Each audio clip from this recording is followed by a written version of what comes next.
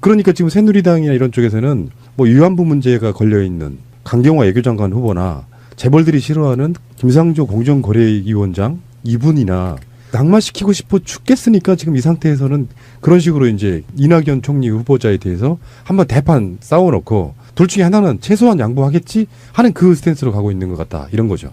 나라를 9년 동안 이렇게 피멍을 들게 했잖아요. 그러면 적어도 6개월 정도는 탄핵 정부였잖아요. 인수위도 없었잖아요. 그럼 지금 내각도 구성해야 되고 심각한 정상화를 만들어야 되는 건데 적어도 한 6개월은 저는 내 말이 해줄 줄 알았어요. 아이고. 적어도 침묵하거나. 아니 또는 인간 같은 인간들한테 기대를 해. 아니 그러니까 제가 아까 비수가 꽂혔다는 게 그 아. 얘기예요. 근데 역시 제가 분노할 수밖에 없는 건 개새끼들은 개새끼들이더라. 그렇지. 네, 아까 곰피디 말로 하면 존많은 것들은 존많은 것들. 유전자는 바꿀 수가 없어. 네, 바꿀 수가 없어요. 얘네들은 그래서 제가 정말 화가 난 게 이런 김에 문재인 대통령한테 한마디 하고 싶어요. 좋다, 씨발. 장관이고 인선 늦추더라도 그러면 차관급, 응? 차관급 이상의 국회의원 포함, 장차관급 이상들 모두 다 문재인 대통령이 말한 5대 비리 관련자 조능 폐지해버리자. 이번에 싹 청소하자. 국회의원도 사퇴하고. 그러니까 이야기가 지금 이거야. 이낙연 총리는 뭐 어쩔 수 없이 통과시켜줬지만 이 다음부터는 얄짤없다. 여기에 지금 새누리 그러니까 그렇죠. 자유한국당의 스탠스고요. 지금 누구나 다 아시다시피 김상조 공정거래위원장 내정자와 강경화 외교부 장관 후보에 대해서는 벼르고 있는 거거든요. 벼르고 있죠. 그래서 그쪽에서 쏟아져 나오는 정보랄까 또 언론들이 같이 보조해가지고 막 의혹인지 아닌지도 모르고 난사해야 되는 것들이 지금 김상조와 강경화에게 지금 쏟아지고 있는 분위기란 말이에요. 싸지르고 있어요. 언론들이 말도 안 되는 것들을. 자, 그 실드를 잠시 후에 한번 해보겠습니다. 김상조 공정거래위원장은 사실 뭐 청문회 통과해가지고요. 마음에 들건 안 들건 대통령 임명하면 됩니다. 그런 자리에 있는 거예요. 있는 건데 네. 김상조는 경제개혁의 재벌 계획에 있어서 상징적인 인물이거든요. 이분이 낙마해버리면 동력이 확 떨어집니다. 아, 큰일 납니다. 예. 그래서 김상조는 자유한국당과 재벌들은 꼭 떨어뜨려야 되는 인물이고 그렇다 보니까 실제로요. 박근혜 탄핵에 같이 동참했던 조중동이나 이런 언론들이 그들의 색깔이랄까 기득권을 포기한 게 아니지 않습니까? 그렇죠. 그럼요. 예. 그러니까 그 언론들은 언론이라고 불러서 안 되지. 조중동은 찌라시들은 그 신문지들은 예를 들면은 재벌들과 결탁돼 있고 그들의 입장에서는 모든 쏟아내리는 것들이 이런 거예요. 내가 길거리 지나가다가 뒤를 돌아봤어. 근데 나는 돌아본 이유가 뒤에 뭘 떨어뜨린 것 같아 돌아봤는데 신문들은 어떻게 이야기하고 있냐면 되게 멋진 아가씨가 지나가니까 뒷모습을 보려고 돌아봤다. 이런 식인 거야. 그러니까 그 모든 의혹은 뭐 나오는 팩트들마다 의혹을 얹어가지고 공격을 해대고 있는 이런 상태입니다. 지금 현재가 대부분 다 그런 거예요. 그래서 실제로 이런 비교를 한번 해봐야 됩니다. 박근혜나 이명박 정부 때 나왔던 후보자들은 대체적으로 보면은 이장전이면 정말 껌이었고 그중에 가장 하위 수준의 것들이었고 그것도 부동산 투기 목적의 것들이었고 그 위에 뭐 세금 탈루라든지 논문 표절이라든지 그런 등등의 것들이 훨씬 더 많이 있었기 때문에 근데 이런 게 있어요. 언론이 갖고 있는 정말 못된 풍토랄까 습성은 뭐냐면은 어차피 그 사람의 의혹은 있잖아요. 오히려 당시에는 유장전이면 큰 이슈도 안 될 정도로 더 큰 어마어마한 죄가 있었어. 그래서 이 후보자에 대해서 언론들이 10개 정도의 의혹을 쏟아내요. 근데 현재는 유장전입이 가장 큰 죄처럼 보이는 그것도 특이성도 없는 이 유장전입을 제일 중요한 범죄로 놓고 나머지 그냥 일반인도 실드를 칠 수 있는 정도의 것들도 다 의혹으로 놓고 그런 식의 비교를 하고 있기 때문에 우리가 보면은 이제 지금 방송 들으시는 청취자분들도 정말 김상조나 강경화가 의혹이 많나 보다라고 인식시키기 딱 좋은 그러니까 지금 새누리당이나 이런 쪽에서는 뭐 위안부 문제가 걸려있는 강경화 외교장관 후보나 재벌들이 싫어하는 김상조 공정거래위원장 이분이나 낙마시키고 싶어 죽겠으니까 지금 이 상태에서는 그런 식으로 이제 이낙연 총리 후보자에 대해서 한번 대판 싸워놓고 둘 중에 하나는 최소한 양보하겠지 하는 그 스탠스로 가고 있는 것 같다. 이런 거죠. 그렇죠. 저도 그렇게 봅니다. 김상조 공정거래위원회 내정자는 우리나라 재벌개혁 경제 구조를 바꿔 나갈 수 있는 적임자이고 그다음에 자유한국당이 사실은 대기업이나 부패 세력 또는 독재 세력 또는 폐륜 세력들 또는 암흑 세력 그다음에 언론 재벌들을 대변하는 당이잖아요. 그리고 이것들이 유사한 정당들이 국민의당, 바른정당, 새누리당이 있는 거죠. 이들이 제가 볼 때는 아까 권 PD가 얘기를 잘했는데 이낙연으로 한번 데미지를 주고요. 그다음에 강경화와 김상조를 놓고 아마 저울질을 하게 되고 이것을 김상조를 떨어뜨리는 방식으로 아마 가게 될 겁니다. 그 이유는 이게 지금 부패 세력들이 포기할 수 없는 게 재벌개혁이거든요. 이 재벌개혁에 칼날을 들이댈 최적의 적임자 김상조를 떨어뜨리는 게 이들의 미션인 겁니다. 그러니까 이 미션을 수행하기 위해서 엄청나게 모략이 난무할 것이고 그다음 이 모략을 통해서 강경화를 통과시키고 김상조를 떨어뜨리는 방식의 양자택일의 가능성이 굉장히 있다. 그러면 이쯤에서 지금 SNS에서 김상조 후보에 대해서 언론들처럼 하는 거 말고 진실을 이야기하는 여러 가지 글들이 올라오고 있는데요. 그래서 소개 좀 해주세요. 네, 김상조 부인의 이력 가지고 지금 얘기가 많은데요. 사실 이분이 어떻게 보면 정말 경력 단절녀의 표본을 보여주시고 있는 그런 거예요. 왜냐하면 이대 사범대 81학번이세요. 그리고 사범대를 나왔으니까 정교사 자격증도 가지고 계시고 교사를 11년 하셨고 미국 거주 2년, 영국 거주 2년, 그리고 토익 900. 거기에다가 각종 무슨 연대에서 태솔 과정도 다 받으셨고 지금 아예 이력서가 오픈이 되어 있는 게 돌아다니고 있어요. 그걸 보면은 이분이 지금 나이가 50인데 이 정도의 스펙을 가지고 있는 사람이 흔하지 않거든요. 그런데 이분이 연봉 2,500의 비정규직 방과 후 교사를 했다는 걸로 지금 특혜라고 취업 하고 있는 특혜라고 거예요. 하고 있어요. 근데 이게 어떻게 생각하면 지금 우리의 미래라고 생각을 하면 내가 그래도 대한민국에서 웬만한 대학교를 나오고 영어도 할 줄 알고 교사 자격증도 있고 한데 나이 50에 연봉 2,500 받는 거 가지고 내 지금까지 이걸 가지고 지금 남편이 장관이 되네만에 뭐 그러니까 이런 분이 강남에 학원 가면요 억대 연봉이에요. 그러니까 그 SNS에 정말 너무 공감 갔던 한 줄이 그거였습니다. 대체 방과 후 교사를 얼마나 엄청난 스펙이 필요한 직업으로 보는 거냐 이런 거고요. 또 그러니까 이런 작은 연봉에 5년째 갱신한 게 특혜야 씨발. 예, 또 다른 반응 하나 읽어주세요. 김상조 부인은 남들 지원 안 한 기관제 교사를 해도 안 되고 김상조 아들은 군대 가서 남들 다 가는 휴가를 써도 안 되고 심지어 금융기관 인턴을 해도 엄청난 흑해임? 왜? 눈엣가시 김상조 가족이면 무조건 안 되는 거라 왜는 없음. 이런 반응도 있고 그렇죠, 또요. 그렇죠. 조금만 세밀하게 알아보면 사실관계 파악되는 걸 의원이나 기자나 터뜨리고 보는 무책임함. 김상조 부인은 교육청 시험 합격해서 자격 있는 줄 알았다. 실제 채용 공문을 보니 교육청 시험 합격자는 무공고, 무평가 선발. 그러니까 이것도 특혜라고 말했던 거예요. 네. 사실은 그게 맞는데. 네. 다음. 김상조 교수가 과거 현대차, 삼성전자 같은 호랑이 굴에 들어가 정글 생태 바로잡자고 강연하며 50만 원 받은 걸 두고 평소 재벌 개혁 주장하던 이가 부적절한 처신이라며 비판하는 한국경제신문아. 너네 논설위원, 부장류가 재벌에서 각종 세미나 명목으로 얼마 받았는지 까볼래? 한국경제신문은 사실은 재벌들이 만들고 있는 신문입니다. 그렇죠. 예. 다음요. 한국당이 김상조 후보를 경제 비리 종합 세트라고 하는데 한국당의 문제 제기야말로 허위 의혹 제기 종합 세트이다. 15가지 문제 제기가 거의 사실이 아니거나 경미한 사안이다. 재벌 개혁의 역사는 멈출 수 없다. 직접 대놓고는 말 못하고 돌려치기로 지금 김상조가 공정거래위원장이 되지 못하게 하기 위해서 엄청난 반발하고 있는 겁니다. 이럴수록 꼭 공정거래위원장이 되셨으면 좋겠네요. 그러니까요. 예. 자, 김상조 교수가 공정거래위원장이 되는 걸 왜 막으려고 그렇게 길을 쓸까요? 얘네들이. 이 핵심 포인트가 몇 가지가 있습니다. 김상조하고 이 장하성, 이 두 사람의 평상시에 갖고 있던 학자로서의 사회운동가로서의 철학이 겹쳐지는 부분이 있어요. 우리가 가장 좋아하는 그 부분인데 이 사람들이 장하성, 김상조 두 분이 갖고 있는 이 철학이 겹쳐지는 부분이 어떤 부분이냐면 소액주주 운동이라는 것으로 대변되는 거예요. 그래서 자본주의 시장 경제 질서를 바로잡을 수 있는 어떤 그 시스템을 구축할 수 있는 가장 적임자라고 볼 수 있고요. 그 내용들을 보면, 그러니까 소액주주의 그 주주권을 강화하는, 그래서 집중투표제라는 게 있어요. 지금 현재는 대한민국에 정기주총이 약 3월 말에 전체가 다 열리거든요. 거의 대부분이. 그러면 내가 직접 참가해서 도장을 찍든지 위임장을 보내야 돼요. 그래서 주주로서의 정당한 권리를 행사하기가 굉장히 힘들다. 내가 10개의 회사의 주식을 갖고 있는데 한두 군데밖에 참석을 못하는 거예요.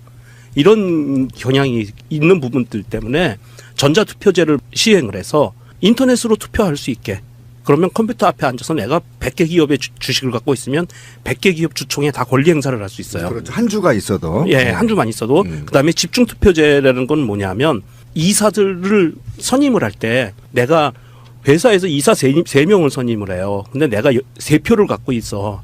그럼 지금은 어떻게 돼 있냐면 3명한테 각각 이 사람 찬성, 이 사람 반대 이렇게밖에 못하게 돼 있는데 이 집중투표제로 바뀌면 내가 3표 갖고 있는 거를 내가 마음에 드는 사람 한 사람한테 몰아주는 거예요. 그러면 어떤 효과가 발생하냐면 소액주주들이 힘을 모아서 정말 정의감 있는 이사 한 명한테 표를 몰아줄 수 있다는 거죠.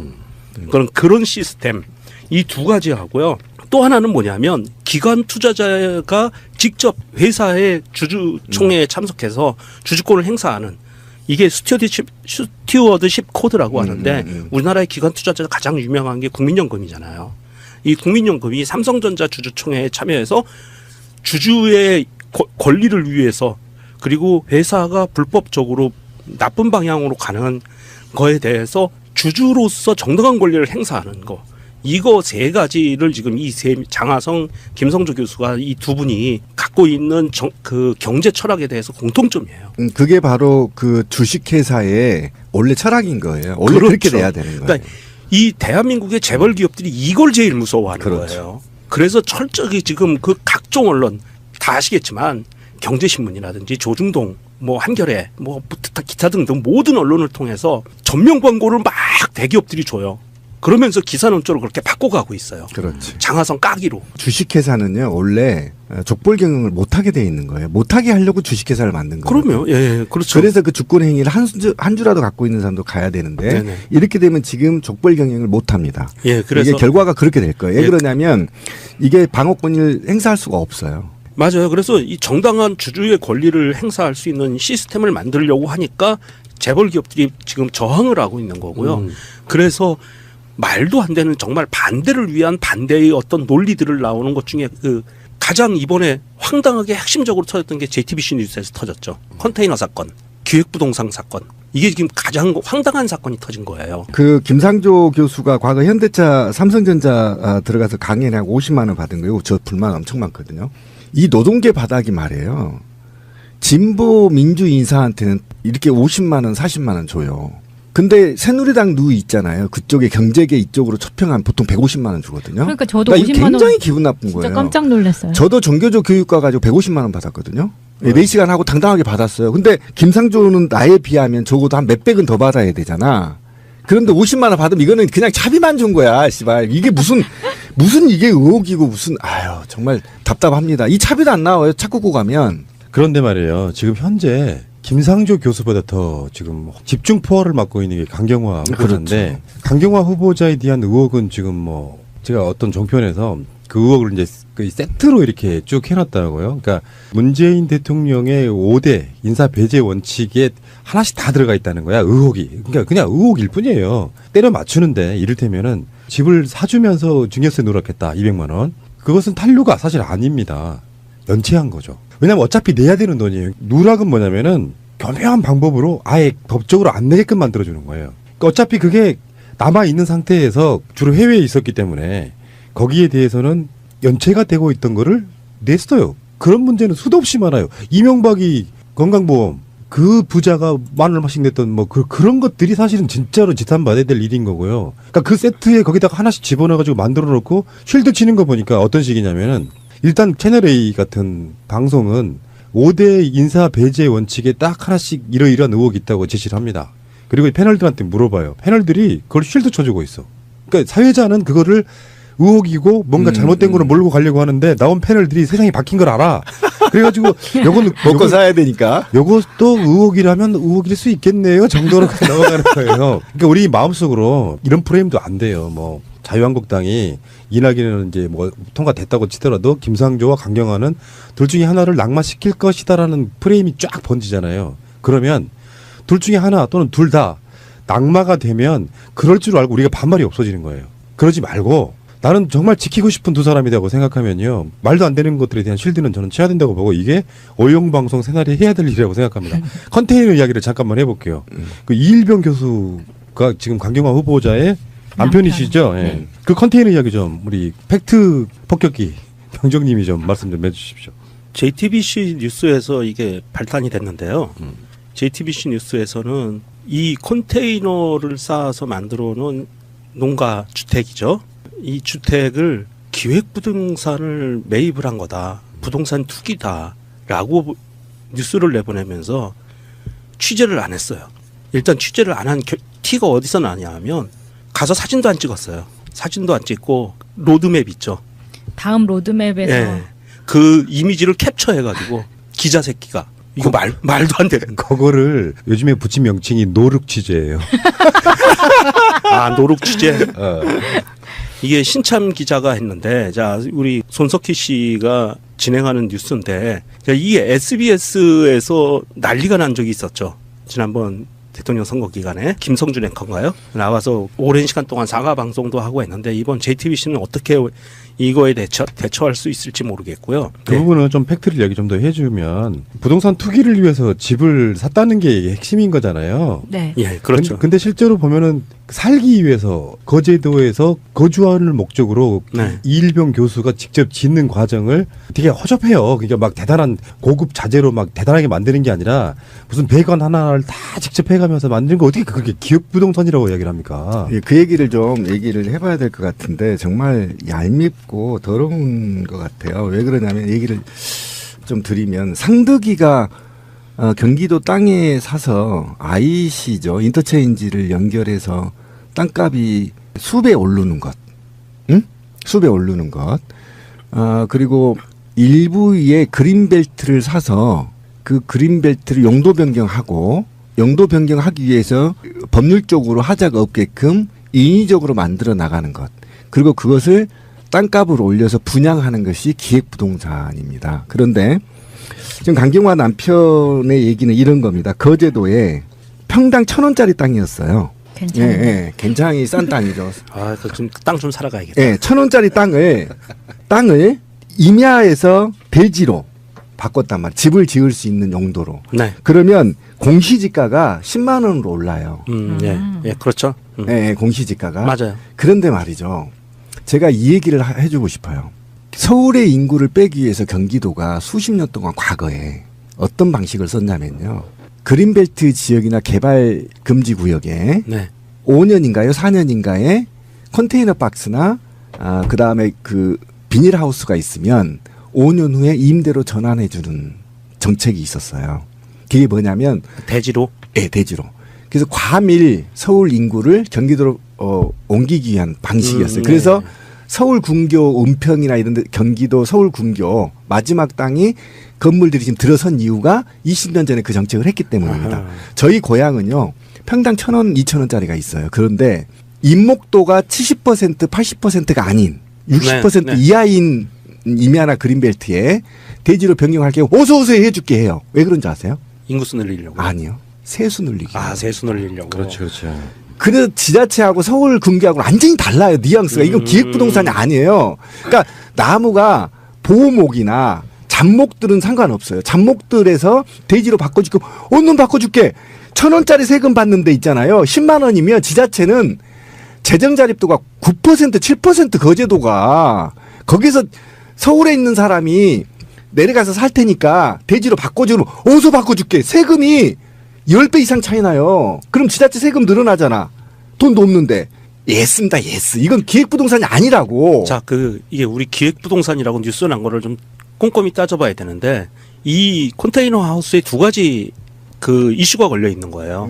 하나는 기획부동산으로 인한 부동산 투기, 그리고 결과적으로 나오는 그 증여세 누락, 그 증여세 후납부, 납부됐죠. 이 두 가지 건이 걸리는데, 연체 해결한 거예요. 예, 연체 해결. 그렇지.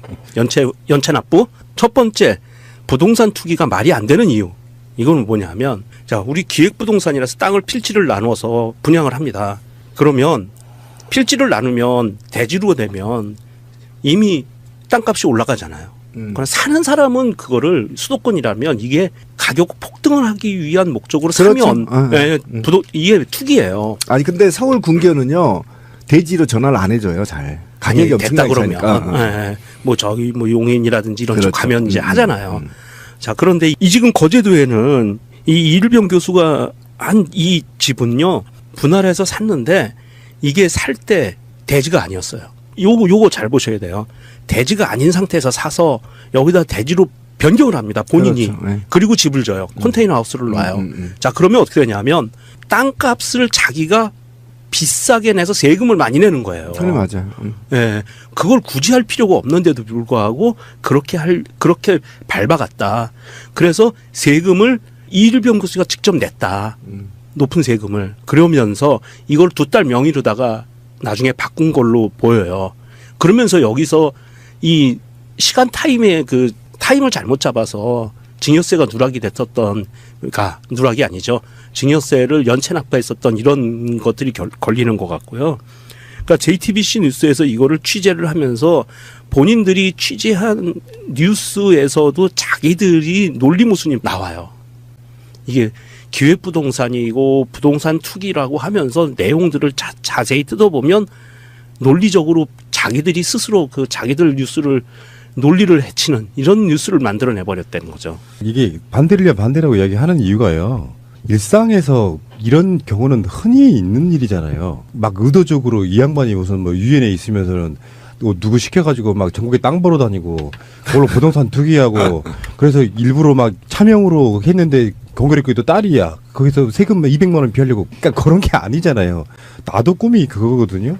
저도 그래요. 고향에 내려가는데 내가 그게 뭐 나는 컨테이너는 굉장히 좀 그 진보적 오픈 마인드를 갖고 있는 사람들이 쓸 수 있는 집 모양의 형태라고 생각해요. 멋있게 짓는 것도 있지만 컨테이너 박스를 이렇게 잘 만들어 가지고 굉장히 예술적인 느낌도 좀 있거든요. 그 외향 자체가 내가 아파트 하나 갖고 있는 거 말고 어디 고향에 제2 거주지 개념으로 뭐 노후를 보내려고 하는 그런 집 하나 사들였는데 그것도 컨테이너 박스인데 기획부동산이야. 아니 뭐 이런 식으로 몰고 가면 안 되는 거고요. 그러니까 지금 강경화 후보자에 대해서 나오는 건들은 대부분 보면 일상의 보통 사람들도 할 수 있는 의혹들을 다 의혹이라고 부풀려 가지고 막 짜 맞추다 보니까 5대 인사 배제 원칙에 하나씩 다 들어있다고 막 보도를 하고 있는 거예요. 근데 네. 막상 비판하려고 보니까 패널들이 비판할 게 없어요. 사실 그런 거란 말이에요. 그러니까 언론들도 이거를 검증을 해서 직접 현장에 가 보고 취재 후에 해야 되는데 이게 지금 여론몰이에 휩쓸려서 언론들도 하는 것이 그러니까 국민들이 예전하고 좀 달라졌죠. 예전에는 이 정도 키워드 뽑으면 똑같은 그렇지. 놈들이구나 이렇게 그렇지. 하지만 지금 이렇게 디테일하게 오히려 트위터나 페이스북 보면요. 기자들보다 더 상세히 현장을 취재해서 올려요. 시대가 네, 맞아요. 바뀌었어요. 바뀌었어요. 그런 게 여론몰이 안 됩니다. 그래서 JTBC 로드뷰 항의 방문도 이어지고 있죠. 그렇죠. 그것도 비유하기 예, 우리가 이 컨테이너 하우스를 짓는 건 2가지가 있는데요. 농가주택으로 많이 짓죠, 시골에서. 2가지입니다. 하나는 적법이 아니다. 한 가지 방법은 건축 허가를 내고 짓는 방법이 있고요. 또 하나는 신고만 하면 되는 경우가 있어요. 1년짜리 신고를 계속 연장하는 겁니다. 예, 그래서 이 컨테이너 하우스는 신고만으로도 이게 가능한 거예요. 1년짜리입니다. 예, 그래서 이거를 건축 허가를 낼 수도 있어요, 당연히. 그렇게 2가지 방법이 있는데 그 정도로 이렇게 많이 예. 허용폭이 넓은 거고요. 반대를 위한 반대라니까요. 치명적인 뭔가 없잖아요. 한 방이 없죠. 네. 그러니까 전부 다 보통 신비님도 갖고 있고 나도 갖고 있고 명종님도 갖고 있고 마차님도 갖고 있는 일상의 것들 털면 이만큼 다 나와요. 그러니까 저도요 군대 생활할 때 그거였어요. 그 분대장 요원이어서 3579로 진급했거든요. 병장을 물병장이라고 하잖아요. 그리고 가서 2달간 교육을 받고 왔는데 바로 있잖아요. 본부중대로 발령나서 이거 완전 특혜거든요. 특혜네. 네. 해명해 빨리. 공직으로 나가지 마세요, 이제 앞으로. 네, 완전 이게 특혜거든요. 근데 군대 보직 특혜. 이러면 그런 거예요. 그것도 30년 전. 그러니까 그게 지금 문제가 되는 거야. 어? 쉽게 말하면. 김상조 네, 교수의 문제가 그 되는 아드님이 그 뭐 행정병으로 갔다는 게 특혜라는 거잖아요. 그러니까 그 얘기가 지금 제가 이때 있는 거예요. 그럼 우리나라에 있는 행정병들은 다 아버지 빽이 그러니까, 되게 좋은 그러니까 사람들이네. 소총수로 있다가 갑자기 행정병으로 갔다는 거야. 그게 저도 그런 거잖아요. 갑자기 쉽게 분대장 교육까지 돈 들여서 갔다 와서 그렇죠? 갑자기 행정병으로 가버리는 거야. 그러니까 지들은 근데 이게 특혜가 아니에요. 저는 네. 분대에 있었으면 분대장으로 대접받잖아요. 근데 행정병으로 가면 행정병 쫄딱으로 다시 쫄딱으로, 시작해야 되잖아. 아니 자기들은 그렇게 자기 자식들을 그렇게 특혜로 행정병으로 뺐던 거예요. 그래서 그냥 그렇게 보이는 거야. 이 언론이라는 게 이제 좋게 쓰이면 좋은 공기가 되는데요. 나쁘게 쓰이면 어떤 게 있냐면 그 무분별한 어떤 특정 경쟁 같은 것들이 이런 현상을 나올 수 있습니다. 명정님이 새가 나른다 나오시면서 이혼하셨어요. 근데 이분이 공직에 나가면 어떻게 되냐면은 유명종, 새가 날아든다, 푸른 나무 PD와 모종의 관계 의혹 이혼까지 해. 그렇게 되면 거야. 이제 그 호모로 이제 되는 거죠. 아, 동성애구나. 팩트를 말씀드릴게요. 하지 마. 듣고 싶지 않아. 푸른 나무와의 모종의 관계가 돼서 이혼을 한 게 아니고요. 이혼은 그전 몇 년 전에 그 서류상 이혼을 해놓고 사실혼 관계에 있다가 새날에 나오면서 푸른 나무와 모종의 관계가 생기면서 사실혼 관계까지 깨졌다. 그렇죠. 밤늦게 항상 같이 있고 녹음 그러게 중에. 말이야. 좋아요. 아주 좋습니다. 요런 거야. 간단히 말하면 요런 거고요. 뭐 가끔씩 이제 이쪽 계시는 분들은 또 뭐 아니 잘못한 거 있으면 비판해야지 왜 실드를 치냐 하는데요. 다시 한번 말씀드릴게요. 말도 안 되는 비판을 기존 언론들이 하고 있잖아요. 우리까지 비판할 이유가 없습니다. 솔직히 말씀드리면. 기획부동산 사건. 이게 지금 가장 황당한 사건이 터진 거예요. 그 김상조 교수가 과거 현대차 삼성전자 들어가서 강연에 한 50만 원 받은 거예요. 저 불만 엄청 많거든요. 이 노동계 바닥이 말이에요. 진보 민주 인사한테는 이렇게 50만 원, 40만 원 줘요. 근데 새누리당 누이 있잖아요. 그쪽에 경제계 이쪽으로 초평한 보통 150만 원 주거든요. 그러니까 저도 이거 50만 원 굉장히 기분 나쁜 진짜 거예요. 깜짝 놀랐어요. 저도 종교조 교육과 가지고 150만 원 받았거든요. 4시간 하고 당당하게 받았어요. 근데 김상조는 나에 비하면 적어도 한 몇백은 더 받아야 되잖아. 그런데 50만 원 받으면 이거는 그냥 차비만 준 거야, 씨발. 이게 무슨 이게 의혹이고 무슨, 아유, 정말 답답합니다. 이 차비도 안 나와요, 착국고 가면. 그런데 말이에요. 지금 현재 김상조 교수보다 더 지금 집중 포화를 맡고 있는 게 강경화 후보자인데 그렇죠. 강경화 후보자에 대한 의혹은 지금 뭐 제가 어떤 종편에서 그 의혹을 이제 그 세트로 이렇게 쭉 해놨다고요. 그러니까 문재인 대통령의 5대 인사 배제 원칙에 하나씩 다 들어가 있다는 거야. 의혹이. 그러니까 그냥 의혹일 뿐이에요. 때려 맞추는데 이를테면은 집을 사주면서 증여세 누락했다. 200만 원. 그것은 탄류가 사실 아닙니다. 연체한 거죠. 왜냐면 어차피 내야 되는 돈이에요. 누락은 뭐냐면은 교묘한 방법으로 아예 법적으로 안 내게끔 만들어주는 거예요. 그러니까 어차피 그게 남아있는 상태에서 주로 해외에 있었기 때문에 거기에 대해서는 연체가 되고 있던 거를 냈어요. 그런 문제는 수도 없이 많아요. 이명박이 건강보험 그 부자가 10,000원씩 냈던 뭐 그런 것들이 사실은 진짜로 지탄받아야 될 일인 거고요. 그러니까 그 세트에 거기다가 하나씩 집어넣어가지고 만들어 놓고 쉴드 치는 거 보니까 어떤 식이냐면은 일단 채널A 같은 방송은 5대 인사 배제 원칙에 딱 하나씩 이러이러한 의혹이 있다고 제시를 합니다. 그리고 패널들한테 물어봐요. 패널들이 그걸 쉴드 쳐주고 있어. 그러니까 사회자는 그거를 의혹이고 뭔가 잘못된 거를 몰고 가려고 하는데 나온 패널들이 세상이 바뀐 걸 알아. 그래가지고 요거는 먹고 사야 되니까. 요것도 의혹이라면 의혹일 수 있겠네요 정도로 넘어가는 거예요. 그러니까 우리 마음속으로 이런 프레임도 안 돼요. 뭐 자유한국당이 이낙연은 이제 뭐 통과됐다고 치더라도 김상조와 강경화는 둘 중에 하나를 낙마시킬 것이다라는 프레임이 쫙 번지잖아요. 그러면 둘 중에 하나 또는 둘 다 낙마가 되면 그럴 줄 알고 우리가 반말이 없어지는 거예요. 그러지 말고 나는 정말 지키고 싶은 두 사람이라고 생각하면요. 말도 안 되는 것들에 대한 쉴드는 저는 쳐야 된다고 보고 이게 오용방송 새날에 해야 될 일이라고 생각합니다. 컨테이너 이야기를 잠깐만 해볼게요. 그 이일병 교수가 지금 강경화 후보자의 남편이시죠? 예. 그 컨테이너 이야기 좀 우리 팩트 폭격기 병정님이 좀 말씀 좀 해주십시오. JTBC 뉴스에서 이게 발단이 됐는데요.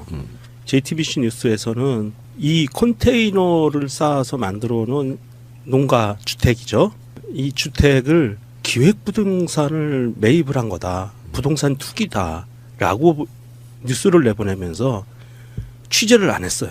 일단 취재를 안 한 티가 어디서 나냐 하면 가서 사진도 안 찍었어요. 사진도 안 찍고 로드맵 있죠. 다음 로드맵에서 예. 그 이미지를 캡처해가지고 기자 새끼가 이거 말도 안 되는 거. 그거를 요즘에 붙인 명칭이 노룩 취재예요. 아 노룩 취재. 어. 이게 신참 기자가 했는데, 자, 우리 손석희 씨가 진행하는 뉴스인데, 이게 SBS에서 난리가 난 적이 있었죠. 지난번 대통령 선거 기간에 김성준 앵커인가요? 나와서 오랜 시간 동안 사과 방송도 하고 했는데, 이번 JTBC는 어떻게 이거에 대처할 수 있을지 모르겠고요. 그 부분은 좀 팩트를 이야기 좀 더 해주면 부동산 투기를 위해서 집을 샀다는 게 핵심인 거잖아요. 네. 예, 그렇죠. 근데 실제로 보면은 살기 위해서 거제도에서 거주하는 목적으로 네. 이일병 교수가 직접 짓는 과정을 되게 허접해요. 그러니까 막 대단한 고급 자재로 막 대단하게 만드는 게 아니라 무슨 배관 하나를 다 직접 해가면서 만든 거 어떻게 그렇게 기업 부동산이라고 이야기를 합니까? 예, 그 얘기를 좀 얘기를. 그러니까 지금 새누리당이나 이런 쪽에서는 뭐 위안부 문제가 걸려 있는 강경화 외교장관 후보나 재벌들이 싫어하는 김상조 공정거래위원장 이분이나 낙마시키고 싶어 죽겠으니까 지금 이 상태에서는 그런 식으로 이제 이낙연 총리 후보자에 대해서 한번 대판 싸워놓고 둘 중에 하나는 최소한 양보하겠지 하는 그 스탠스로 가고 있는 것 같다. 이런 거죠. 나라를 9년 동안 이렇게 피멍을 들게 했잖아요. 그러면 적어도 6개월 정도는 탄핵 정부였잖아요. 인수위도 없었잖아요. 그럼 지금 내각도 구성해야 되고 심각한 정상화를 만들어야 되는 건데 적어도 한 6개월은 저는 내 말이 해줄 줄 알았어요. 아유, 적어도 침묵하거나. 아니 또는 이렇게 인간 같은 인간들한테 기대를 해요. 아니 그러니까 제가 아까 비수가 꽂혔다는 게 그 아. 얘기예요. 근데 역시 제가 분노할 수밖에 없는 건 개새끼들은 개새끼들이더라. 그렇지. 예, 아까 곰피디 말로 하면 좀 많은 것들은 좀 많은 것들. 유전자는 바꿀 수가 없어. 예, 바꿀 수가 없어. 얘네들은 그래서 제가 정말 화가 난 게 이런 김에 문재인 대통령한테 한마디 하고 싶어요. 좋다, 씨발.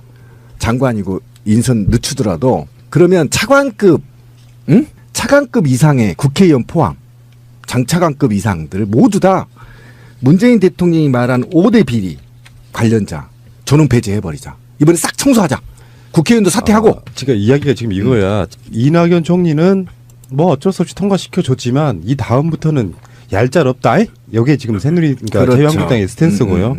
지금 누구나 다 아시다시피 김상조 공정거래위원장 내정자와 강경화 외교부 장관 후보에 대해서는 벼르고 있는 거거든요. 벼르고 있죠. 그래서 그쪽에서 쏟아져 나오는 정보랄까 또 언론들이 같이 보조해가지고 막 의혹인지 아닌지도 모르고 난사해야 되는 것들이 지금 김상조와 강경화에게 지금 쏟아지고 있는 분위기란 말이에요. 싸지르고 있어요. 언론들이 말도 안 되는 것들을. 자, 그 실드를 잠시 후에 한번 해보겠습니다.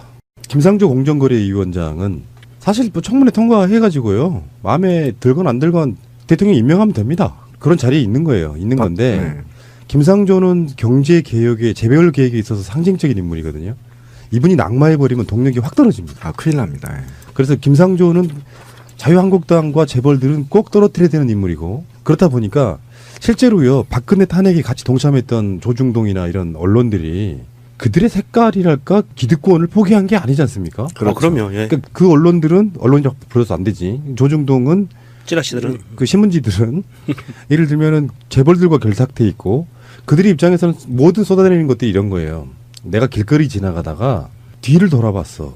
근데 나는 돌아본 이유가 뒤에 뭘 떨어뜨린 것 같아 돌아봤는데 신문들은 어떻게 이야기하고 있냐면 되게 멋진 아가씨가 지나가니까 뒷모습을 보려고 돌아봤다. 이런 식인 거야. 그러니까 그 모든 의혹은 뭐 나오는 팩트들마다 의혹을 얹어가지고 공격을 해내고 있는 이런 상태입니다. 지금 현재가 대부분 다 그런 거예요. 그래서 실제로 이런 비교를 한번 해봐야 됩니다.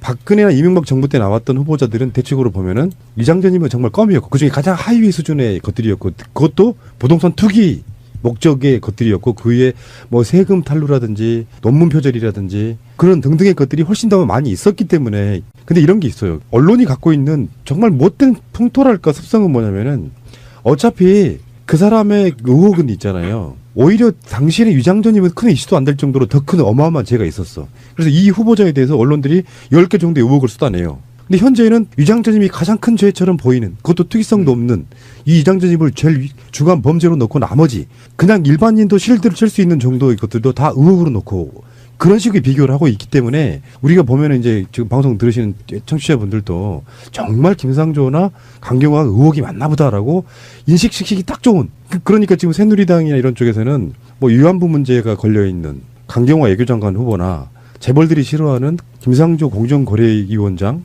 이분이나 낙마시키고 싶어 죽겠으니까 지금 이 상태에서는 그런 식으로 이제 이낙연 총리 후보자에 대해서 한번 대판 싸워놓고 둘 중에 하나는 최소한 양보하겠지 하는 그 스탠스로 가고 있는 것 같다. 이런 거죠.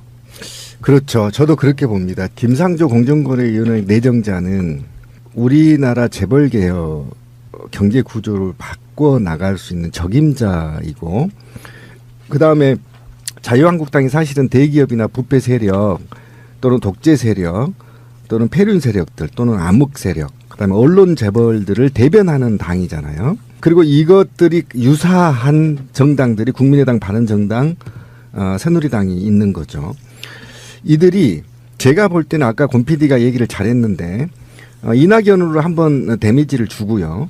그다음에 강경화와 김상조를 놓고 아마 저울질을 하게 되고 이것을 김상조를 떨어뜨리는 방식으로 아마 가게 될 겁니다. 그 이유는 이게 지금 부패 세력들이 포기할 수 없는 게 재벌개혁이거든요.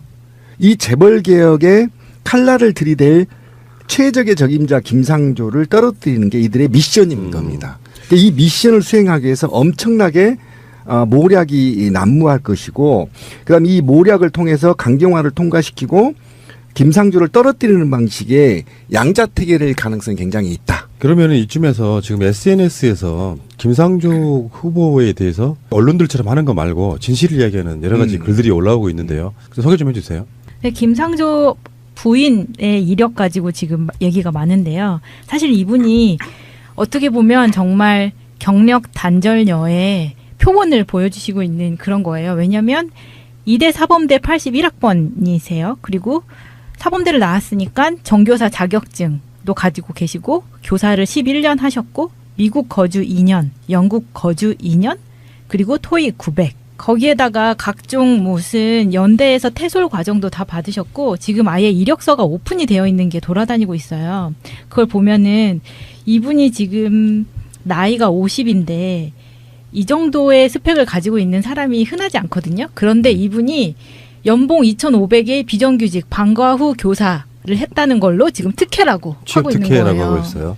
근데 이게 어떻게 생각하면 지금 우리의 미래라고 생각을 하면 내가 그래도 대한민국에서 웬만한 대학교를 나오고 영어도 할 줄 알고 교사 자격증도 있고 한데 나이 50에 연봉 2,500 받는 거 가지고 내 지금까지 이걸 가지고 지금 남편이 장관이 되네만에 뭐 그러니까 이런 분이 강남에 학원 가면요 억대 연봉이에요. 그러니까 그 SNS에 정말 너무 공감 갔던 한 줄이 그거였습니다. 대체 방과 후 교사를 얼마나 엄청난 스펙이 필요한 직업으로 보는 거냐 이런 거고요. 또 그러니까 이런 작은 연봉에 5년째 갱신한 게 특혜야 씨발. 예, 또 다른 반응 하나 읽어주세요. 김상조 부인은 남들 지원 안 한 기관제 교사를 해도 안 되고 김상조 아들은 군대 가서 남들 다 가는 휴가를 써도 안 되고 심지어 금융기관 인턴을 해도 엄청난 흑해임? 왜? 눈엣가시 김상조 가족이면 무조건 안 되는 거라 왜는 없음. 이런 반응도 있고 그렇죠, 또요. 그렇죠. 조금만 세밀하게 알아보면 사실관계 파악되는 걸 의원이나 기자나 터뜨리고 보는 무책임함. 김상조 부인은 교육청 시험 합격해서 자격 있는 줄 알았다. 실제 채용 공문을 보니 교육청 시험 합격자는 무공고, 무평가 선발. 그러니까 이것도 특혜라고 말했던 거예요. 네. 사실은 그게 맞는데. 네. 다음. 김상조 교수가 과거 현대차, 삼성전자 같은 호랑이 굴에 들어가 정글 생태 바로잡자고 강연하며 50만 원 받은 걸 두고 평소 재벌 개혁 주장하던 이가 부적절한 처신이라며 비판하는 한국경제신문아. 너네 논설위원 부장류가 재벌에서 각종 세미나 명목으로 얼마 받았는지 까볼래? 한국경제신문은 사실은 재벌들이 만들고 있는 신문입니다. 그렇죠. 다음요.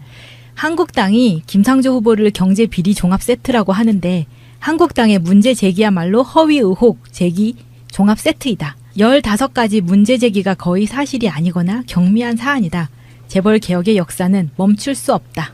직접 대놓고는 말 못하고 돌려치기로 지금 김상조가 공정거래위원장이 되지 못하게 하기 위해서 엄청난 반발하고 있는 겁니다. 이럴수록 꼭 공정거래위원장이 되셨으면 좋겠네요. 그러니까요. 예. 자, 김상조 교수가 공정거래위원장이 되는 걸 왜 막으려고 그렇게 길을 쓸까요? 얘네들이. 이 핵심 포인트가 몇 가지가 있습니다. 김상조하고 이 장하성, 이 두 사람의 평상시에 갖고 있던 학자로서의 사회운동가로서의 철학이 겹쳐지는 부분이 있어요. 우리가 가장 좋아하는 그 부분인데 이 사람들이 장하성, 김상조 두 분이 갖고 있는 이 철학이 겹쳐지는 부분이 어떤 부분이냐면 소액주주 운동이라는 것으로 대변되는 거예요. 그래서 자본주의 시장 경제 질서를 바로잡을 수 있는 어떤 그 시스템을 구축할 수 있는 가장 적임자라고 볼 수 있고요. 그 내용들을 보면, 그러니까 소액주주의 그 주주권을 강화하는, 그래서 집중투표제라는 게 있어요. 지금 현재는 대한민국에 정기주총이 약 3월 말에 전체가 다 열리거든요. 거의 대부분이. 그러면 내가 직접 참가해서 도장을 찍든지 위임장을 보내야 돼요. 그래서 주주로서의 정당한 권리를 행사하기가 굉장히 힘들다. 내가 10개의 회사의 주식을 갖고 있는데 한두 군데밖에 참석을 못하는 거예요. 이런 경향이 있는 부분들 때문에 전자투표제를 시행을 해서 인터넷으로 투표할 수 있게, 그러면 컴퓨터 앞에 앉아서 내가 100개 기업의 주식을 갖고 있으면 100개 기업 주총에 다 권리 행사를 할 수 있어요. 그렇죠. 한 주가 있어도. 예, 한 주만 있어도. 그다음에 집중투표제라는 건 뭐냐면 이사들을 선임을 할 때 내가 회사에서 이사 3명을 선임을 해요. 근데 내가 3표를 갖고 있어. 그럼 지금은 어떻게 돼 있냐면 3명한테 각각 이 사람 찬성, 이 사람 반대 이렇게밖에 못하게 돼 있는데 이 집중투표제로 바뀌면 내가 3표 갖고 있는 거를 내가 마음에 드는 사람 한 사람한테 몰아주는 거예요. 그러면 어떤 효과가 발생하냐면 소액주주들이 힘을 모아서 정말 정의감 있는 이사 한 명한테 표를 몰아줄 수 있다는 거죠. 그런 시스템 이 두 가지 하고요. 또 하나는 뭐냐면 기관 투자자가 직접 회사의 주주총회에 참석해서 주주권을 행사하는 이게 스튜어드십 코드라고 하는데 우리나라의 기관 투자자 가장 유명한 게 국민연금이잖아요. 이 국민연금이 삼성전자 주주총회에 참여해서 주주의 권리를 위해서 그리고 회사가 불법적으로 나쁜 방향으로 가는 거에 대해서 주주로서 정당한 권리를 행사하는 거. 이거 3가지를 지금 장하성, 김성조 교수가 이 두 분이 갖고 있는 그 경제 철학에 대해서 공통점이에요. 그게 바로 그 주식회사의 원래 철학인 거예요. 원래 그렇죠. 그렇게 돼야 되는 거예요. 그러니까 이 대한민국의 재벌 기업들이 이걸 제일 무서워하는 그렇죠. 거예요. 그래서 철저히 지금 그 각종 언론 다 아시겠지만 경제신문이라든지 조중동 뭐 한겨레 뭐 기타 등등 모든 언론을 통해서 전면 광고를 막 대기업들이 줘요. 그러면서 기사 논조를 그렇게 바꿔가고 있어요. 그렇지. 장하성 까기로. 주식회사는요 원래 족벌 경영을 못하게 돼 있는 거예요. 못하게 하려고 주식회사를 만든 거예요. 그럼요. 예, 그렇죠. 그래서 그 주권 행위를 한 주라도 갖고 있는 사람도 가야 되는데 네네. 이렇게 되면 지금 족벌 경영을 못합니다. 예, 그래서 이게 결과가 그렇게 될 거예요. 왜 예. 그러냐면 이게 방어권을 행사할 수가 없어요. 맞아요. 그래서 이 정당한 주주의 권리를 행사할 수 있는 시스템을 만들려고 하니까 재벌 기업들이 지금 저항을 하고 있는 거고요. 그래서 말도 안 되는 정말 반대를 위한 반대의 어떤 논리들을 나오는 것 중에 그 가장 이번에 황당하게 핵심적으로 터졌던 게 JTBC 뉴스에서 터졌죠. 컨테이너 사건. 해봐야 될 것 같은데 정말 얄밉고 더러운 것 같아요. 왜 그러냐면 얘기를 좀 드리면 상득이가 경기도 땅에 사서 IC죠. 인터체인지를 연결해서 땅값이 수배 오르는 것. 응? 수배 오르는 것. 그리고 일부의 그린벨트를 사서 그 그린벨트를 용도 변경하고 용도 변경하기 위해서 법률적으로 하자가 없게끔 인위적으로 만들어 나가는 것. 그리고 그것을 땅값을 올려서 분양하는 것이 기획부동산입니다. 그런데 지금 강경화 남편의 얘기는 이런 겁니다. 거제도에 평당 1,000원짜리 땅이었어요. 괜찮아요. 예, 예. 굉장히 싼 땅이죠. 땅 좀 살아가야겠다. 예, 1,000원짜리 땅을 임야에서 대지로 바꿨단 말이에요. 집을 지을 수 있는 용도로. 네. 그러면 공시지가가 10만 원으로 올라요. 예, 그렇죠. 예, 공시지가가. 맞아요. 그런데 말이죠. 제가 이 얘기를 해주고 싶어요. 서울의 인구를 빼기 위해서 경기도가 수십 년 동안 과거에 어떤 방식을 썼냐면요.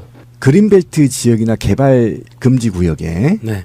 5년인가요? 4년인가에 컨테이너 박스나 그다음에 그 비닐하우스가 있으면 5년 후에 임대로 전환해 주는 정책이 있었어요. 그게 뭐냐면 대지로. 예, 대지로.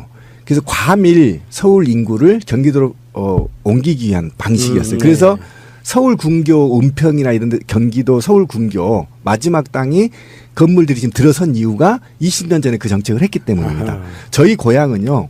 평당 1,000원, 2,000원짜리가 있어요. 그런데 인목도가 70%, 80%가 아닌 60% 네, 네. 이하인 임야나 그린벨트에 대지로 변경할게요. 어서 오세요 해줄게 해요. 왜 그런지 아세요? 인구수 늘리려고. 아니요. 세수 늘리기. 세수 늘리려고. 그렇죠.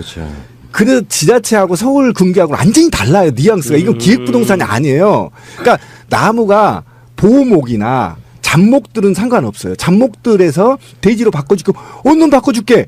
1,000원짜리 세금 받는 데 있잖아요. 10만 원이면 지자체는 재정자립도가 9% 7% 거제도가 거기서 서울에 있는 사람이 내려가서 살 테니까 대지로 바꿔주면 어디서 바꿔줄게. 세금이 10배 이상 차이 나요. 그럼 지자체 세금 늘어나잖아.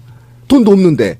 예스입니다. 예스. 이건 기획부동산이 아니라고. 자, 이게 우리 기획부동산이라고 뉴스 난 거를 좀 꼼꼼히 따져봐야 되는데 이 컨테이너 하우스에 두 가지 그 이슈가 걸려 있는 거예요. 하나는 기획부동산으로 인한 부동산 투기, 그리고 결과적으로 나오는 그 증여세 누락, 그 증여세 후납부, 납부됐죠. 이 두 가지 건이 걸리는데 연체 해결한 거예요. 예, 연체 해결. 그렇지. 연체 납부. 첫 번째, 부동산 투기가 말이 안 되는 이유. 이건 뭐냐면, 자, 우리 기획부동산이라서 땅을 필지를 나눠서 분양을 합니다. 그러면 필지를 나누면 대지로 되면 이미 땅값이 올라가잖아요. 그러나 사는 사람은 그거를 수도권이라면 이게 가격 폭등을 하기 위한 목적으로 그렇죠. 사면 예, 이게 투기예요. 아니 근데 서울 군계는요 대지로 전화를 안 해줘요 잘. 가격이 아니, 됐다 엄청나게 그러면 차니까. 예, 뭐 저기 뭐 용인이라든지 이런 쪽 그렇죠. 가면 이제 하잖아요. 자, 그런데 이 지금 거제도에는 이 이일병 교수가 한 이 집은요 분할해서 샀는데 이게 살 때 대지가 아니었어요. 요거 잘 보셔야 돼요. 대지가 아닌 상태에서 사서 여기다 대지로 변경을 합니다. 본인이. 그렇죠. 네. 그리고 집을 줘요. 컨테이너 하우스를 놔요.